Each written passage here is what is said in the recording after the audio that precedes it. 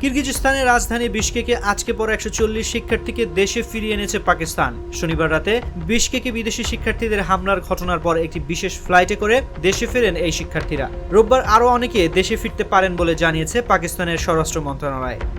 13 মে একদল কিরগিজ নাগরিকের সঙ্গে দ্বন্দ্বে জড়ান কয়েকজন মিশরীয় শিক্ষার্থী।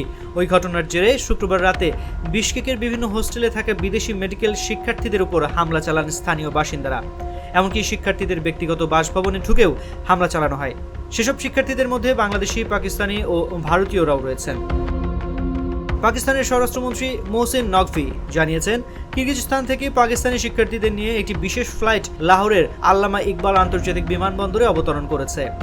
সহিংসতার পর যেসব পাকিস্তানি শিক্ষার্থীরা দেশে ফিরতে চান তাদের জন্য এমন আরও ফ্লাইট পরিচালনা করা হবে। কিরগিজস্তানের স্থানীয় সংবাদ মাধ্যমের তথ্য অনুযায়ী গত সপ্তাহে বিশকেকে কিরগিজ নাগরিক ও একদল বিদেশি শিক্ষার্থীর মধ্যে সংঘর্ষ হয়। পরে ওই ঘটনার জেরে ব্যাপক সহিংসতা সৃষ্টি হয়।